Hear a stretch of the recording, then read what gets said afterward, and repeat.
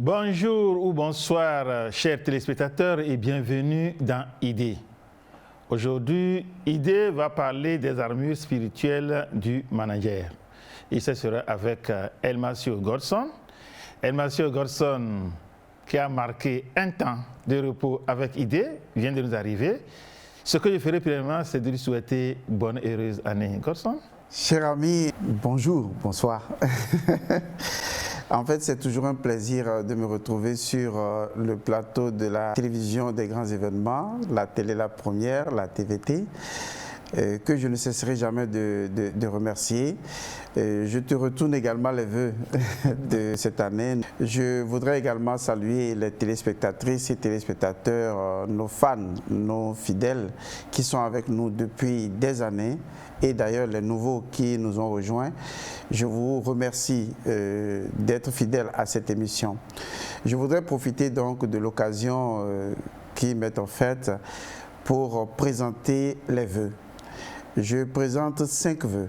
Le premier vœu, c'est l'éveil. C'est très important, l'éveil. On ne présente pas les vœux n'importe comment, de façon anarchique ou anachronique. Le premier vœu que je vous présente, que je vous souhaite, c'est l'éveil. L'éveil est très important parce que quand vous êtes éveillé, parce que vous avez la connaissance qu'il faut, vous ferez les bons choix. Les choix que vous faites, justement, dépendent de votre niveau de conscience et votre niveau de conscience dépend de votre niveau de connaissance. L'éveil, c'est ce que je vous souhaite. Deuxièmement, la félicité. Lorsqu'on est éveillé, on est heureux en soi. On cherche son propre bonheur. On vit dans la félicité. Le troisième vœu que je vous souhaite, c'est la santé. La santé est l'expression de cette félicité intérieure, cette joie intérieure. La santé en est l'expression. Quatrième vœu, la prospérité. La prospérité est utile, indispensable, incontournable pour que votre vie soit complètement équilibrée. Et enfin, l'un des vœux extraordinairement fondamental, c'est justement la paix. La paix intérieure, extérieure, la paix à tous les niveaux. Donc, c'est vrai que je vous ai présenté les vœux. Il n'y a pas de magie lorsqu'on présente les vœux. Une fois que les vœux sont présentés, on vous invite à travailler sur ces vœux-là, à vous les souhaiter à vous-même et à y travailler. C'est ainsi que ces vœux vont devenir réels pour vous. Parce que nous, on fait des vœux, mais c'est à vous de les accueillir et d'y travailler. Merci beaucoup, Elmasio Godson, pour ce retour qui nous fait plaisir. Merci. Nous allons parler des armures spirituelles du manager. Est-ce que ce recul que vous avez pris il y a un peu longtemps vous permet d'aborder dans la sérénité ce thème, les armures spirituelles du manager? Alors, la première chose que Elmasio Godson a conquise dans sa vie, c'est la sérénité. C'est-à-dire, il faut être en paix avec soi-même. La plupart du temps, on pense que les conflits viennent des autres. On pense que c'est l'autre qui est toujours dans le tort. Et on cherche tout le temps un bouc émissaire. C'est dans la nature humaine, dans le cerveau reptilien qui veut survivre, de vouloir toujours éliminer un élément de l'équation. Parce qu'on pense qu'en éliminant un élément de l'équation, on pourrait être heureux. Alors que nous sommes tous l'équation. Donc si on élimine un élément de l'équation, on se fait du tort à soi-même. Donc c'est un élément très important. Donc en réalité, c'est ce que Elmasio Godson enseigne. Trouver la sérénité, la paix. Parce que si vous êtes en paix avec vous-même, vous saurez agir consciemment, intelligemment avec les gens qui sont autour de vous. C'est très important. Les gens ne sont pas toujours votre problème. C'est vous, votre véritable problème. Et si vous arrivez à le résoudre, vous allez voir que vous avez fait 99,99% de votre propre chemin vers l'accomplissement de votre grandeur. Et donc, la thématique, elle est fondamentale. Les armures spirituelles du manager. Vous savez, lorsqu'on parle du développement personnel, le développement personnel se situe à 3 niveaux, puisque l'être humain, dans sa dimension holistique, est perceptible sur 3 champs d'action. Le premier champ d'action qui est accessible à tous, c'est le champ physique, c'est-à-dire on le voit, on le touche. On parle en ce moment-là de l'individu qu'on constate, de l'individu qui interagit avec nous. Mais cet individu, il a également une autre dimension. Il a sa dimension de réflexion, il a également ses émotions, il a ses sentiments, il a ses désirs. Ce ne sont pas des choses qui sont palpables à nous tout de suite. Et pourtant, ce sont des choses qui rentrent dans les conflits. Parce que quand j'ai un désir qui va à l'encontre de ton désir, quand j'ai une émotion qui va à l'encontre de tes émotions, bien que nous soyons assis côte à côte, on pourrait ne pas s'entendre. Donc cette dimension qui n'est pas perceptible par des données matérielles est pourtant un élément qui interagit, soit en symbiose ou en choc dans les relations avec les gens. Troisième dimension de l'être humain, c'est la dimension de l'individualité. Et donc, pour faire le développement personnel, il faut commencer d'abord par ce qu'on appelle le développement individuel. Le développement individuel est différent du développement personnel. Le développement individuel, c'est le développement intrinsèque, qui est associé à la dimension intérieure de l'individu. Parce que, quoi qu'on dise, nous avons tous une dimension intérieure qui nous échappe à nous-mêmes. Comme si, au fond de nous, il y a un inconnu de nous que nous aimerions découvrir. Et chacun a ce sentiment qu'il y a un inconnu de lui qu'il veut découvrir. Et quand il commence à se découvrir au fur et à mesure, il est émerveillé de voir qu'il peut faire certaines choses. Mais cet inconnu est là. Les gens l'appellent spirituel, d'autres l'appellent transcendant, d'autres l'appellent le champ quantique, d'autres l'appellent le champ de toutes les possibilités. C'est en cela que nous disons que tout est possible. Donc, l'être humain est constitué de cet inconnu de lui qu'il veut toujours continuellement, constamment découvrir. Ce développement-là est important et il doit s'y intéresser. Ensuite, il y a le deuxième niveau de développement, c'est ce qu'on appelle le développement personnel. C'est là qu'on retrouve booster ses capacités, ses compétences, être en mesure d'aller de l'avant en utilisant les capacités, les capacités. Ça, c'est le développement personnel. Et enfin, il y a un autre développement qui permet de relationner avec les gens. C'est ce qu'on appelle le développement fusionnel ou le développement interpersonnel. Donc ces trois champs de développement doivent interagir simultanément. Laissez-moi vous donner un exemple. Vous voyez, les gens vont au service tous les jours. Mais quoi qu'on dise, chacun ayant sa croyance va au moins à un lieu de méditation, de culte, de prière, dimanche, samedi, ça dépend du culte de la personne. Et quand la personne va à ces lieux, c'est pour faire quoi? C'est pour prier, certainement pour que son travail aille mieux, pour qu'il gagne mieux sa vie, pour que la relation qu'il a avec ses collaborateurs s'améliore, avec son époux, son mari, ses enfants. Vous voyez, on ne peut pas dissocier cette dimension de l'inconnu, qui est la dimension spirituelle, on ne peut pas dissocier cette dimension de la vie professionnelle. De la même manière, une erreur était faite dans les formations jadis. On croyait qu'on pouvait dissocier la vie personnelle de la vie professionnelle, alors que c'est faux.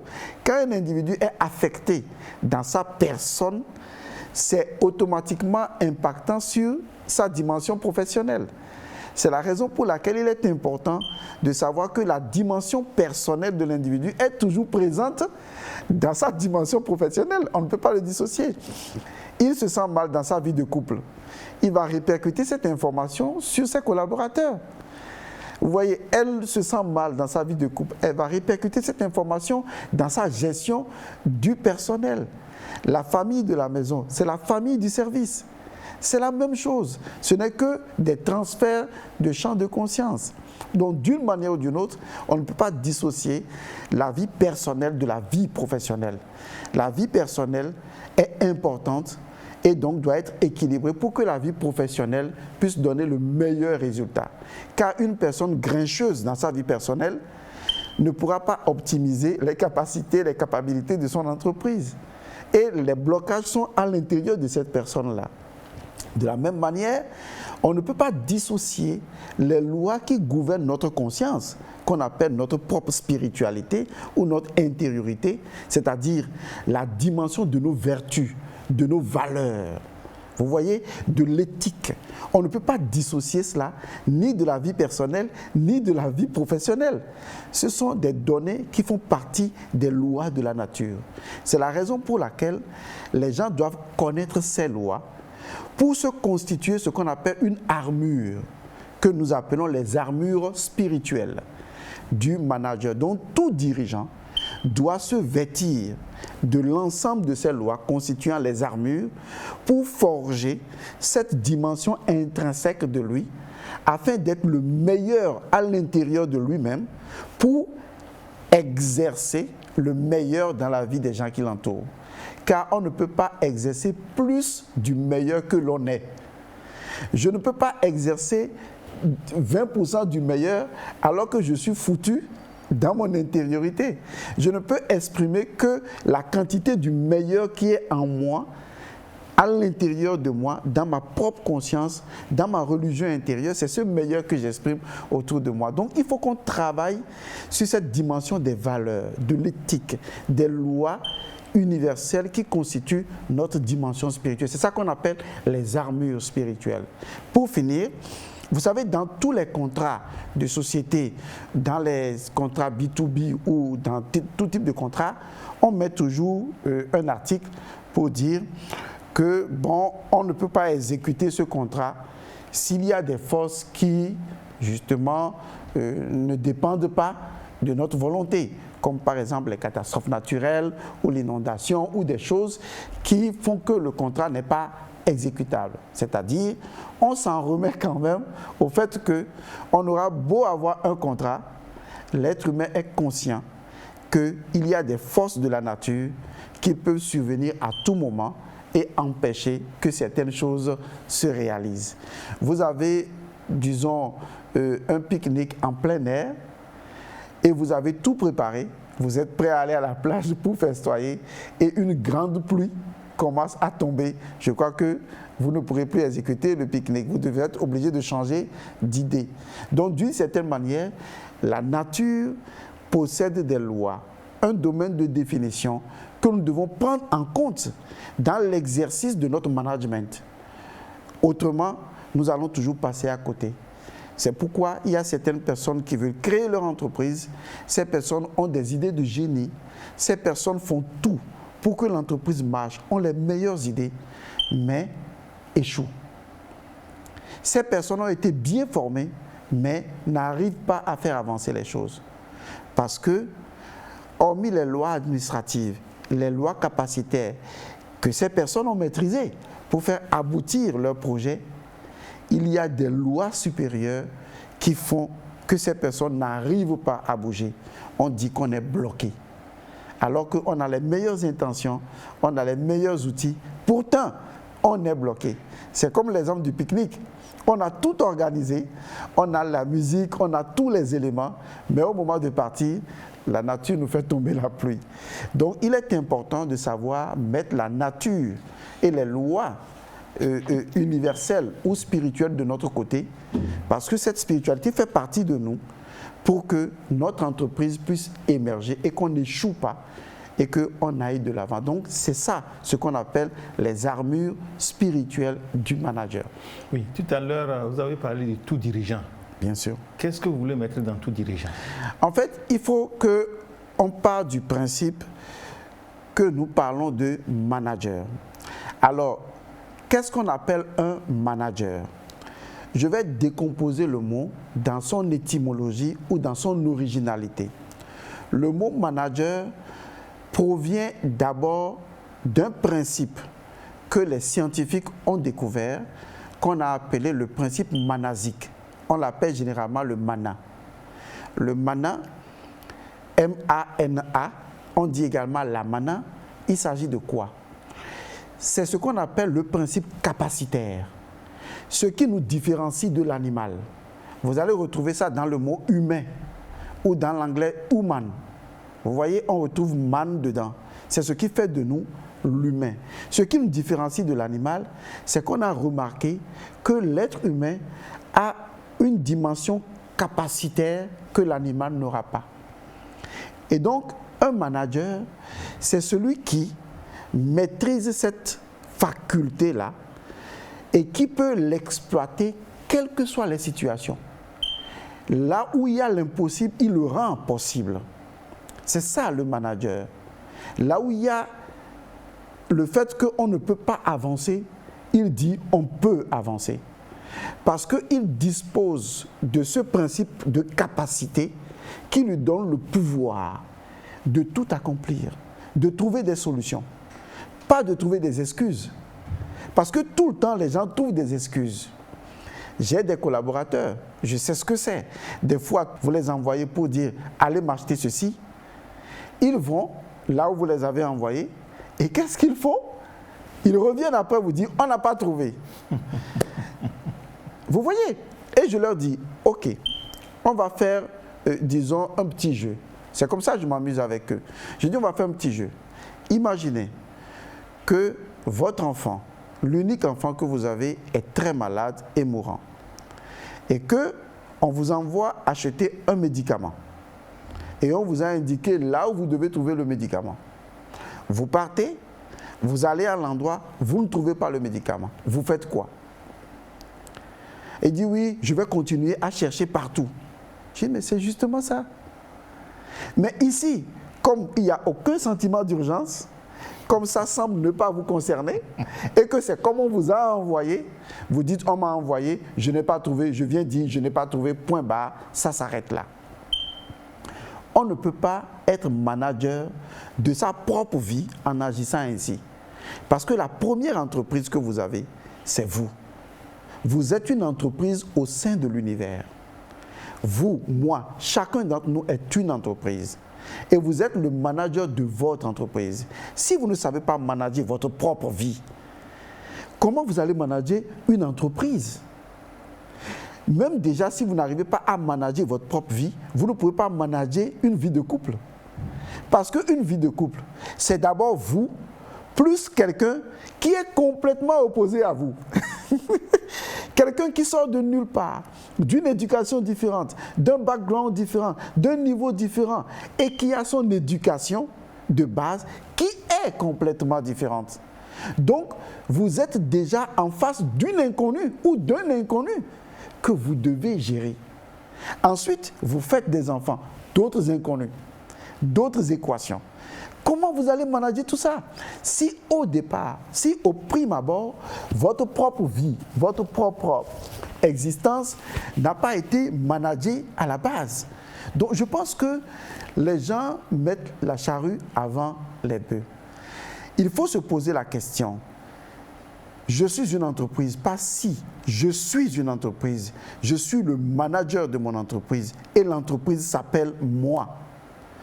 Comment est-ce que je suis en mesure de rendre moi capable de faire les choses? Et à partir de ce moment, vous verrez que quand on parle de dirigeant, de tout dirigeant, vous êtes concerné. Le père de famille est concerné, la mère de famille est concernée. Toute personne qui veut rendre les choses capables d'accomplissement est un manager. Même si son bureau, c'est son ordinateur. Aujourd'hui, beaucoup de personnes qui ont réussi n'avaient leur chambre que bureau. Ont développé des applications sur leur ordinateur, les ont vendues et sont devenus milliardaires. Mais qu'est-ce qu'une entreprise? Une entreprise, c'est un état de conscience. Ça se passe d'abord où? À l'intérieur de vous-même. Parce que si vous savez vous manager, vous allez manager une entreprise. Regardez par exemple quelqu'un que vous appelez directeur, qui est dans une entreprise, qui gère une entreprise. Quand il se réveille tous les matins, il insulte ses collaborateurs. Ou il les menace. Vous pensez qu'il a un problème avec ses collaborateurs? Non. Il a un problème de self-management. Il a un problème avec lui-même. Il cherche simplement d'exutoire pour pouvoir déverser ce qu'il refuse de gérer au fond de lui-même. Les autres ne sont que des miroirs, des choses qui se déroulent en nous. Donc le manager, c'est celui qui a saisi sa capacité de pouvoir se transformer lui-même, d'accord, de prendre sa vie en charge, de se dire je suis capable de. C'est très important. Je suis capable de. Je reçois beaucoup de jeunes dans mon cabinet.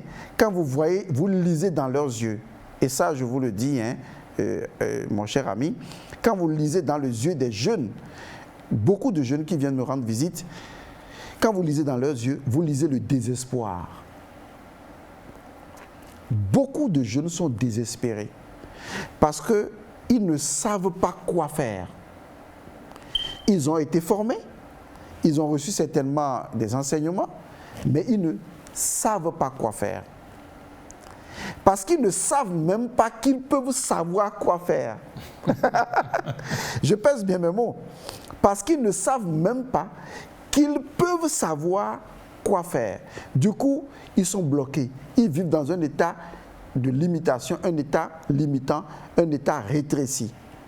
Ils commencent à penser comme le passé. Ils commencent à se donner des freins. Et finalement, ils n'aboutissent pas. Et si eux, ils n'aboutissent pas, le pays n'aboutira pas. On va tourner en rond. Donc, on ne cherche pas des excuses à sa vie. Toutes les personnes qui cherchent des excuses à leur vie sont des lâches. Les vrais managers sont responsables de leur vie, quel que soit l'état de leur vie, quel que soit l'état dans lequel vos parents vous ont laissé, qui vous a laissé beaucoup d'argent ou rien du tout. Moi, mes parents ne m'ont rien laissé. Mon père ne m'a absolument rien laissé. Et j'en suis heureux. Vous voyez, mais il m'a tout laissé. Parce qu'il m'a rendu existant. C'est largement suffisant. Il faut savoir apprécier le cadeau que l'on a. D'accord? Et rentabiliser ce cadeau. Et non se plaindre de ce qu'on aurait pu avoir, de ce qu'on n'a pas. Il ne faut pas être un lâche de sa propre existence. Il faut prendre sa vie en main. C'est très important qu'on enseigne ça aux jeunes d'aujourd'hui. Donc c'est ça être manager. Tout le monde est manager. Même les gens qui ignorent qu'ils sont des managers sont des managers. Parce qu'ils capabilisent les choses d'une manière ou d'une autre. Le vendeur ou la vendeuse qui vend son riz, elle est manager. La personne qui est chargée de dresser les chiens, le dresseur de chiens, est manager. L'homme pousse-pousse qui vend au bord de la rue, il est manager.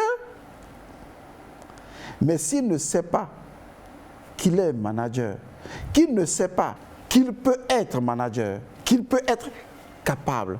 Être manager, c'est juste utiliser la dimension de son mana, c'est-à-dire la dimension de ses capacités et de ses capacités. Donc, être conscient qu'on est doté de ça.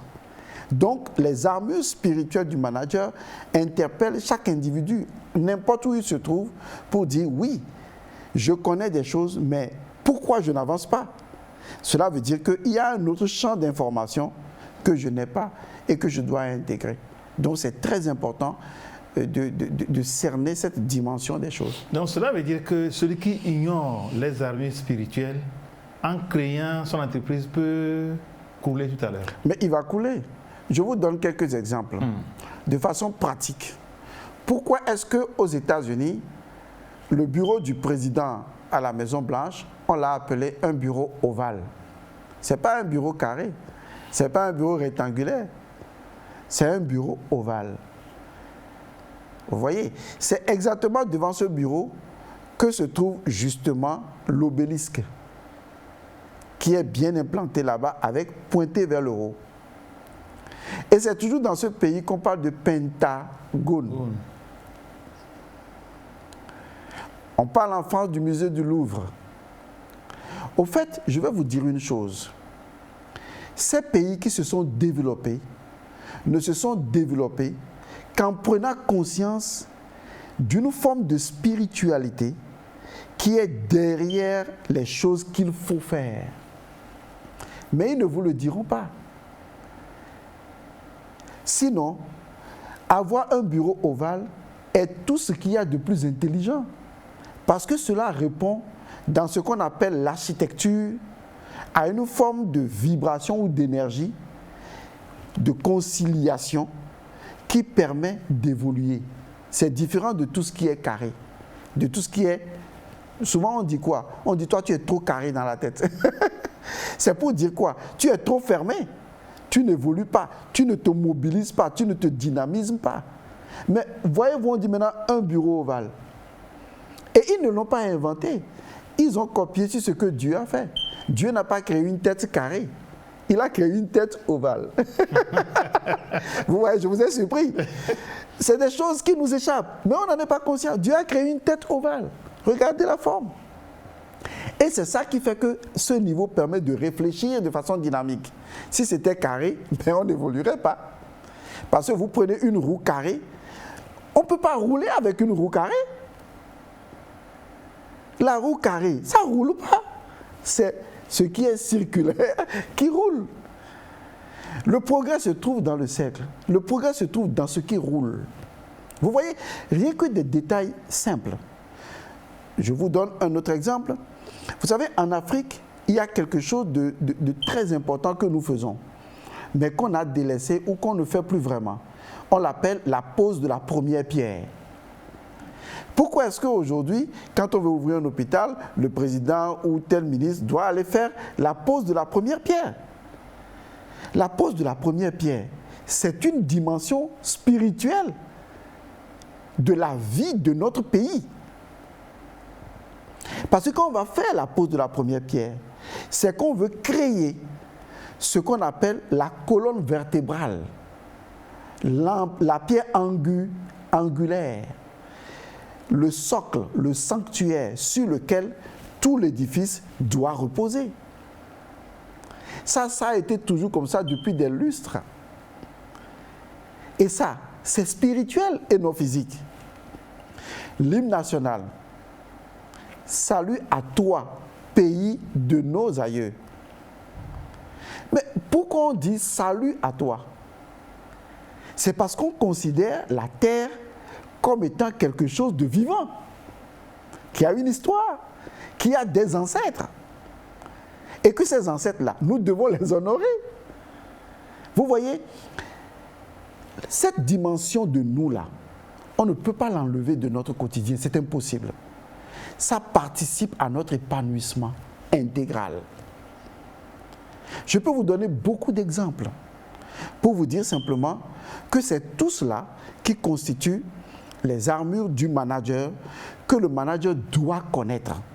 Et s'il les connaît, il verra que les forces de la nature, au lieu de le bloquer dans son évolution, les forces de la nature vont le propulser dans son évolution parce qu'il ne pose pas des actes qui sont contraires, n'est-ce pas, à la chimie, à la physique et à la géométrie de la nature. 3 mots essentiels. je les pèse bien, hein? Oui. Voilà. Godson? Oui, mais n'eût été cette émission où le thème est les armures spirituelles du manager, vous aurez caché toujours vos informations. Pourquoi vous ne participez pas à la confection du programme d'enseignement pour que tout le monde soit formé et comprendre les secrets que vous verrez révéler ici? Oui, je pourrais retourner la question à mon cher ami Condor. Oui. Cette émission a pratiquement 11 ans d'âge. Ce n'est pas petit, hein? Mais nous n'avons jamais été invités. Nous avons fait des propositions, mais on ne nous écoute pas. Parce qu'on a comme l'impression que les gens vous stigmatisent déjà. En vous voyant de loin, on vous stigmatise. On se dit, oui, peut-être qu'il va venir changer les choses, il va nous troubler. Les gens ne veulent pas changer. En fait, les gens ne veulent pas changer. Ils disent seulement qu'ils veulent changer, mais ils ne sont pas prêts à changer. Parce que le changement nécessite un sacrifice. Et les gens ne sont pas prêts à se sacrifier pour que le changement arrive. Les gens sont accrochés à leurs intérêts. Et donc, ils ne veulent pas les abandonner pour un changement dont ils ne connaissent pas du tout l'issue. Je les comprends, c'est normal. C'est le cerveau reptilien qui fait ça. On appelle de la résistance parce que le cerveau les tient pour dire, mais est-ce que tu es sûr d'eux? Est-ce que tu es sûr d'eux? Mais ce qu'il faut savoir, et que c'est la certitude absolue, nous sommes nés pour évoluer. Et rien ne l'empêchera. Maintenant, c'est à nous de décider, est-ce que nous voulons évoluer par nous-mêmes ou est-ce que nous allons laisser la force des choses nous obliger à évoluer? Bon, merci. Je vais vous convier à un exercice. Hein. Bien sûr. Aujourd'hui, dans notre pays, l'appel est lancé à la jeunesse. Très bien. que la jeunesse se prenne en charge. Tout à fait. Et on voit de gauche à droite les jeunes qui se débrouillent pour créer leur propre structure, leurs entreprises. Est-ce que vous ne pouvez pas, ici, Sciences Tenantes, proposer les armures spirituelles à ces jeunes managers-là pour qu'ils puissent s'en sortir à travers leur petite création? Oui, c'est d'ailleurs pour cette raison que je propose d'organiser un séminaire, c'est-à-dire un séminaire de formation. Mais comme on est dans l'événement Covid-19, le séminaire de formation que je propose lancer, que je vais même dire que j'ai lancé déjà, je ne vais pas cacher la chose, puisque vous m'accusez indirectement de ne pas dire tout, mais je vais le dire quand même. Oui. En fait, j'ai lancé une formation intitulée « Les armures spirituelles du manager ». Et c'est une formation qui est ouverte à tout le monde. Cette formation se déroule en ligne. En ligne veut dire sur Telegram. Vous savez, il y a WhatsApp, mais il y a Telegram. Il y a une application Telegram. Sur cette application Telegram-là, j'ai créé une forme d'école, une école de formation à distance. Je vous assure, j'en ai créé beaucoup. Mais j'ai créé dernièrement celle-ci, les armures spirituelles du manager, parce que beaucoup de personnes se demandent mais pourquoi, malgré tous les efforts, on n'arrive pas à avancer, à créer les choses. En fait, il y a des forces de résistance dont ils ignorent la nature qui les bloquent. Donc, j'ai créé cette classe permanente parce que la classe va durer 3 mois. Puisque c'est une application virtuelle, Telegram, je suis sur la plateforme, les gens sont sur la plateforme. Et je vais vous dire une chose, il y a les gens des États-Unis, du Canada, de l'Allemagne, de la Chine, de l'Inde. Nombreux sont sur cette plateforme-là, avec qui je travaille. Depuis l'événement Covid-19 en 2020, depuis le mois de mars, je travaille en ligne et à l'international en plus, que ce soit en Guadeloupe, un peu partout. Vous n'imaginez pas le nombre de personnes que j'ai aujourd'hui en ligne dans le monde et que je forme sur cette application et je crée des cours de formation. Et j'ai créé ce cours-là, les armures spirituelles du manager, pour résoudre justement le problème que vous posez, à savoir comment aider les jeunes qui veulent se lancer dans l'entrepreneuriat et devenir eux-mêmes leurs propres managers, comment les aider à réellement réussir. Ils pourront suivre des formations d'entrepreneuriat ou de management, mais c'est insuffisant. Parce qu'il y a une autre dimension qui n'a jamais été prise en compte, et c'est cette dimension que j'ai créée. Et je crois aujourd'hui, la formation est déjà ouverte, hein. Elle est ouverte, pour dire la vérité, dès le début du mois de février. Elle est ouverte, donc toute personne qui le souhaite peut donc me contacter et je mets cette personne dans la formation et la personne suivra cette formation. À la fin de cette formation, il y a des résultats attendus parce que les individus viennent à une formation pour obtenir des résultats. Une chose est sûre, vous allez avoir la connaissance parfaite, non seulement de ce que c'est qu'une entreprise, parce qu'une entreprise, on sait ce que c'est par rapport à ce qu'on nous a appris, mais dans la dimension de l'individu en tant qu'individu intrinsèque, il y a l'entreprise est définie autrement. Vous voyez comment j'ai défini le manager? C'est exactement ça. On définit l'entreprise autrement. Et quand on définit l'entreprise autrement, si vous voulez, hein, je peux le faire. Allez-y. D'accord, si vous le permettez. D'accord. C'est vous qui êtes le patron de la scène. Il faut dire que la définition de l'entreprise a changé.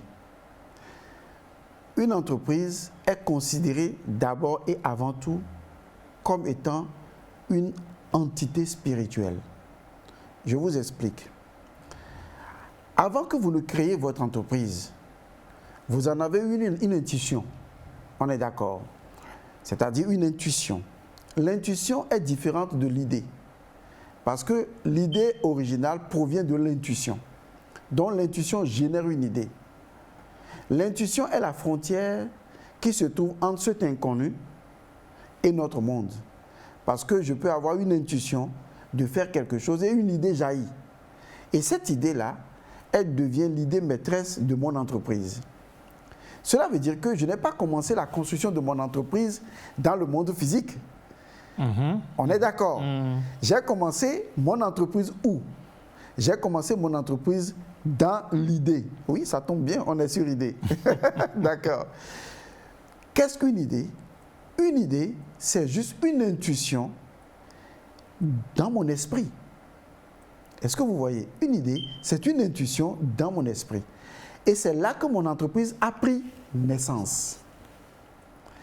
Après, je fais quoi dans cette dimension-là? Vous voyez?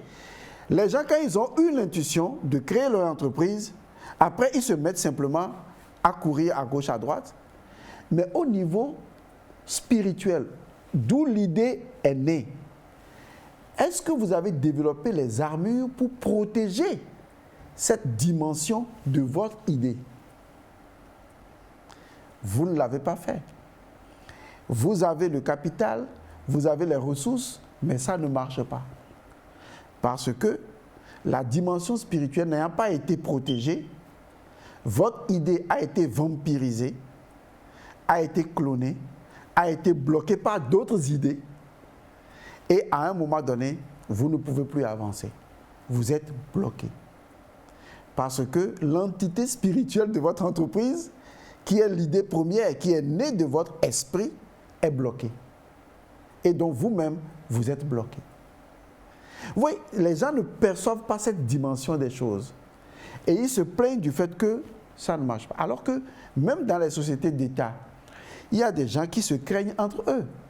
Ils ont peur de l'envoûtement, ils ont peur de la sorcellerie, que ces choses soient vraies ou pas. Le plus important, ce n'est pas qu'elles soient vraies. Vous savez ce qui est le plus important? C'est que l'individu y croit. C'est ça le problème. Que ces choses soient vraies ou pas, chacun est dans sa croyance. Mais le plus important, c'est que lui, il y croit.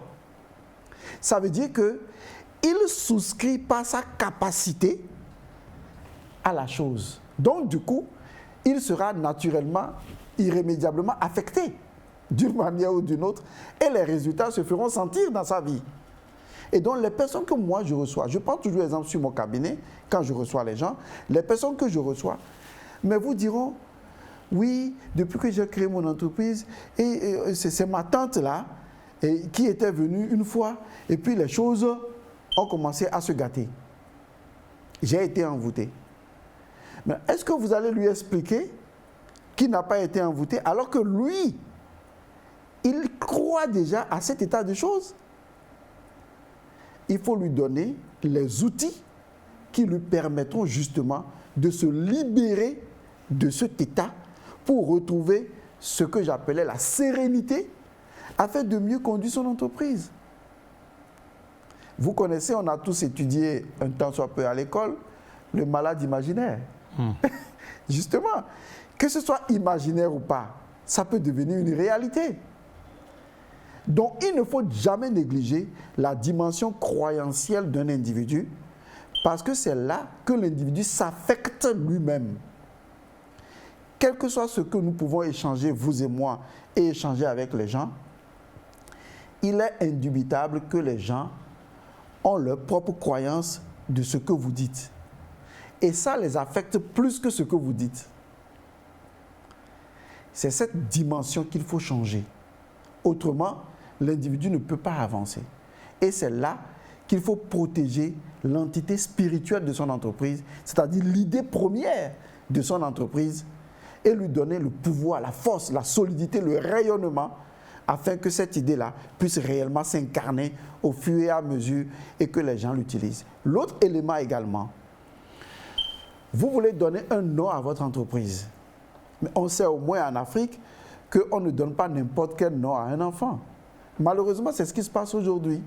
Il y a des gens qui regardent des feuilletons et après les avoir regardés, ils mettent au monde un enfant et ils donnent le nom d'un acteur de cinéma ou d'une actrice de cinéma à leur enfant.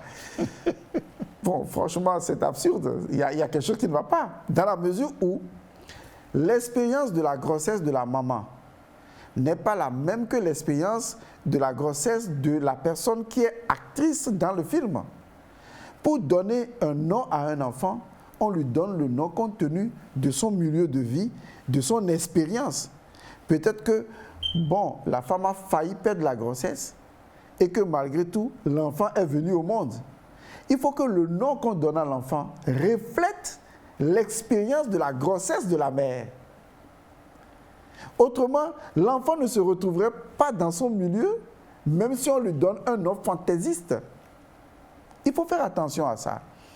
Donc, quand vous voulez donner un nom à votre entreprise, quelle est la déontologie que vous suivez pour lui donner un nom? Parce que le nom, quand il sonne, quand il est utilisé, quand les gens l'appellent, il faut que cela parle aux gens. Est-ce que vous voyez? Il y a des personnes dont leur entreprise détient beaucoup de choses qu'on peut offrir. Mais quand on donne le nom de l'entreprise, les gens ça ne leur dit rien. Ça ne parle pas à leur cœur. Comment faire pour que le nom de votre entreprise puisse toucher la conscience des gens? Que les gens puissent comprendre et s'intéresser à vous? Comment choisir le logo de son entreprise pour que lorsque les gens regardent le logo de votre entreprise, le logo les inspire à se rapprocher de vous? Parce que le logo doit refléter cette dimension transcendante de votre entreprise, l'idée. Vous voyez, l'idée. Ce n'est pas la configuration calligraphique du logo dont je parle. Je parle de l'énergie que dégage le logo. Et ça également fait partie des armures spirituelles. Lorsque vous êtes dans votre bureau, comment vous positionnez les choses dans votre bureau? Vous imaginez que les gens créent le désordre, le foutoir dans leur bureau. Il n'y a de place pour rien du tout. Tout est sans dessus-dessous. Est-ce que vous savez l'influence qu'un désordre dans le bureau a sur votre esprit? En fait, le bureau n'est que le reflet de l'organisation mentale que vous avez. Et ça vous affecte également dans votre productivité. Comment arranger son bureau pour que son bureau dégage l'énergie qui permet d'attirer les gens? Parce que vous pouvez avoir un joli bureau, mais les gens peuvent s'y sentir très mal à l'aise. Donc, il y a des connaissances qui échappent encore à la science. Et ces connaissances font partie des dimensions de la nature.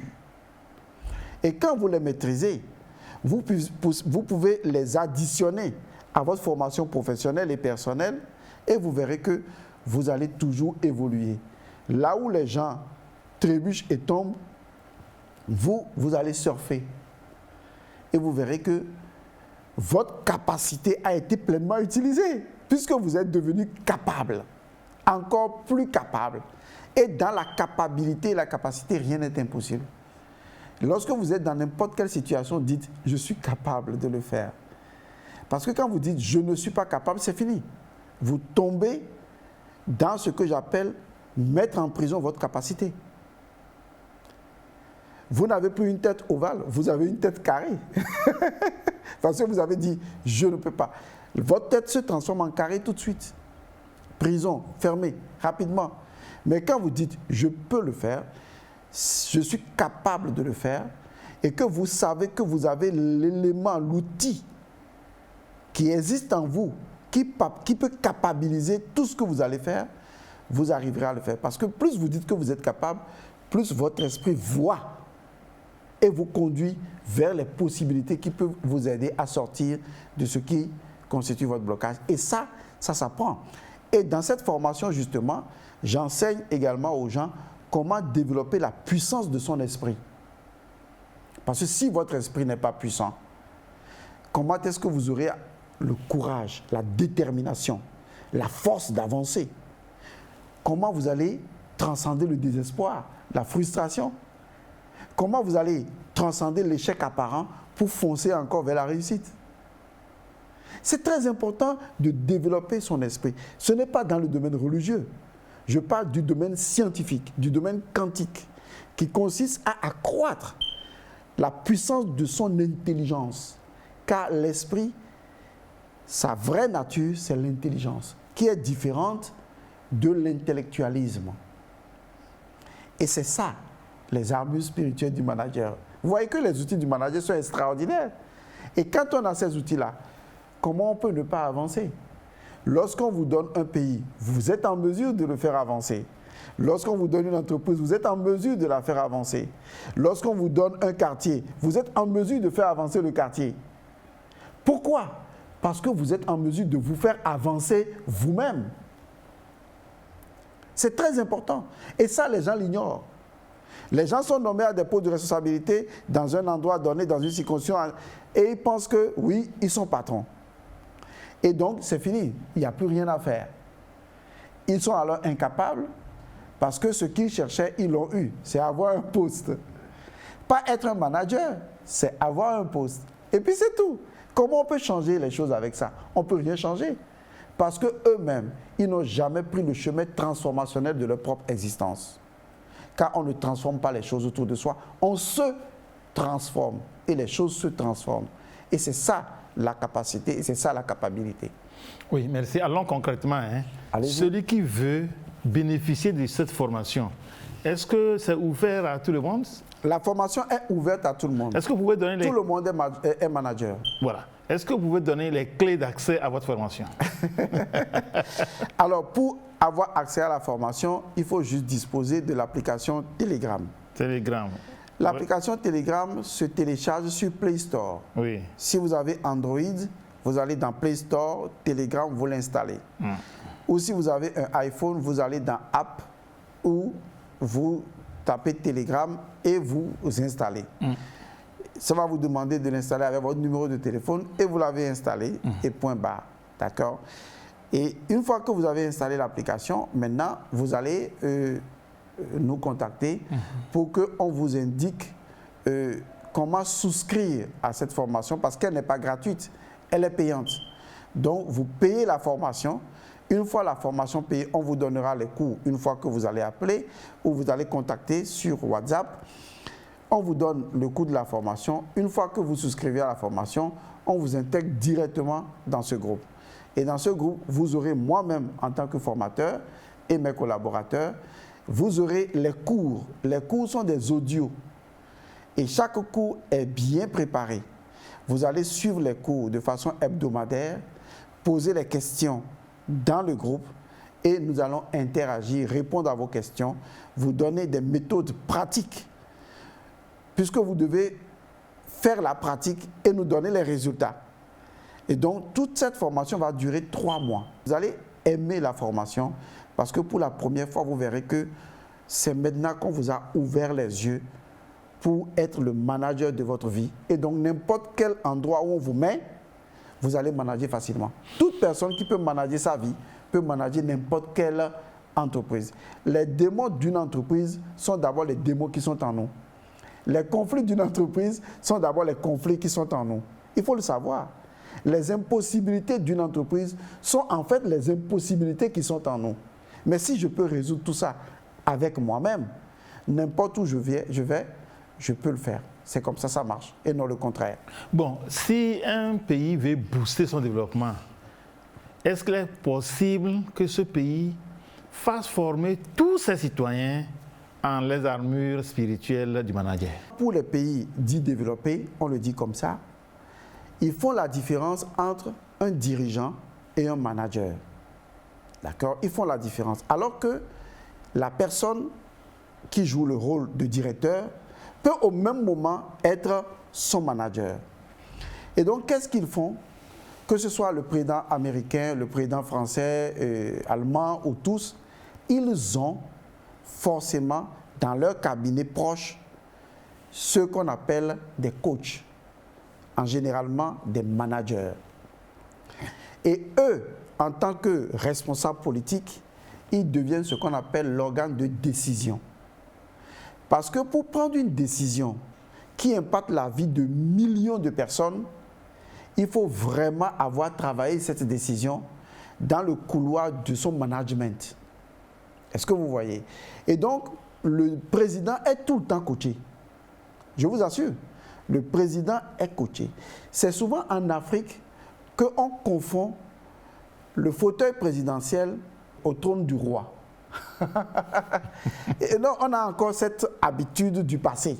C'est-à-dire qu'on confond les choses, c'est normal. On a hérité de plusieurs siècles de royauté, donc c'est normal que souvent on confonde le poste présidentiel au poste royal. Le manager doit coacher le président, doit coacher le directeur du cabinet, doit coacher le ministre pour que En amont, si vous voulez, on peut le dire comme ça, ou en bac, le management de la situation a déjà été complètement, totalement fouillé. Et qu'il ne reste qu'au décideur de prendre la décision. Donc, s'il a été managé suffisamment sur la question, il aura une meilleure facilité de décision. Car le vrai problème de notre vie, comme de la vie d'un jeune ou de toute personne, c'est de faire une erreur, de prendre une mauvaise décision. Mais si on ne veut pas prendre une mauvaise décision, il faut forcément travailler à l'arrière-plan sur son propre management avant de prendre une décision. Et là, on est sûr que la décision qui est prise, elle a été prise avec la totalité de toutes les connaissances et que maintenant, on est sûr d'être sur le bon chemin. Je crois que dans les pays développés, c'est ce qu'ils font. Dans le cabinet du président, il y a au moins 2 contradicteurs. Et c'est dans l'absolu. Il y a un qui doit décourager le président américain de faire ce qu'il veut faire et il y a un autre qui doit trouver toutes les raisons pour qu'il le fasse. Donc les 2 sont des contradicteurs dans l'absolu. Ils ne prennent pas de décision à la place du président, mais ils sont un peu comme ce coaching-là que le président devrait faire lui-même et il les suit en train de développer dans l'absolu, chacun dans son idée et in fine, il dit « Ok, j'ai compris ». Il ne leur dit pas « Je suis pour toi, contre toi ». Non, il fait le point après avec lui-même et il prend sa décision. Parce qu'une décision, ce n'est pas chose facile. Ceux qui n'ont jamais dirigé quoi que ce soit ne peuvent pas savoir ce que c'est qu'une décision à prendre. Parce que réfléchir, être sûr d'avoir pris la bonne décision, ce n'est pas aisé. L'ignorance des armures spirituelles, bien sûr, d'un manager, oui, conduit certainement beaucoup d'âmes à naître et à mourir avec beaucoup de potentialités non exploitées. Oh, vraiment, vous avez dit quelque chose de très fondamental. Et il n'y a rien de plus triste que ça. Et nous avons un système éducatif, soi-disant éducatif, qui renforce cet état de fait. Je vais vous dire ceci que les téléspectatrices et les téléspectateurs doivent garder à l'esprit. Moi, je ne suis contre aucun système éducatif, mais je propose des alternatives. Je propose des ouvertures et libre à chacun de le prendre. L'univers ne fait pas de compétition. L'univers, là, il ne fait pas de compétition. Ça n'existe pas dans l'univers. Est-ce que vous savez pourquoi l'univers ne fait pas de compétition? Parce que pour parler de compétition, pour dire qu'on veut faire de compétition, il faut d'abord choisir 2 choses qui soient absolument identiques. Leur donner les mêmes conditions et ensuite leur dire de compétir. Mais malheureusement ou heureusement, il y a ce qu'on appelle le caractère unicité de chacun. C'est-à-dire, vous et moi, on est intrinsèquement différents. Prenez 2 sportifs ayant le même poids, ayant fait les mêmes formations. Même quand vous voulez les faire compétir, c'est juste un jeu. Sinon, vous ne pouvez pas les faire compétir parce que intrinsèquement, ils sont différents. Voilà la raison pour laquelle l'univers ne fait pas de compétition. Parce que faire de la compétition avec 2 choses intrinsèquement différentes, c'est de l'injustice. Je pèse bien mes mots, parce que nous savons de quoi nous parlons. Et donc, l'univers ne fait pas la compétition. C'est maladroitement que l'homme a développé la compétition. Et donc, il y a ce qu'on appelle les rebuts de la société, c'est-à-dire ceux qui ne correspondent pas au jeu de la compétition, qui ne les ont pas réussi. On dit déjà qu'ils ont échoué. Et donc, déjà en classe primaire, secondaire, on inculque à l'enfant, d'accord, qu'il est en compétition et qu'il va échouer ou qu'il peut échouer. S'il n'y a pas de compétition, il n'y a pas d'échec. Je suis pragmatique, suivez-moi bien. Vous allez avoir des gens qui ont fréquenté ensemble. À un moment donné, l'une des personnes a abandonné les classes et n'a pas voulu continuer, n'a pas pu, parce que ses parents n'ayant pas les moyens certainement. On les retrouve les deux 20 ans plus tard. Celui qui a fait tout le cursus scolaire jusqu'à avoir son doctorat, il vit dans un état misérable. Celui qui a abandonné les classes plus tôt et a trouvé ce qui lui correspondait, il est devenu milliardaire. Bill Gates n'est pas plus intelligent que la majeure partie des populations. C'est parce qu'il a juste trouvé ce qui lui correspond. C'est ça l'éducation. L'éducation, c'est de trouver à chacun ce qui lui correspond et non le mettre dans un jeu de compétition alors que ce n'est pas ce qui lui correspond. C'est à partir de ce moment que l'éducation fantoche a créé le concept et l'entité de l'échec dans l'esprit des enfants.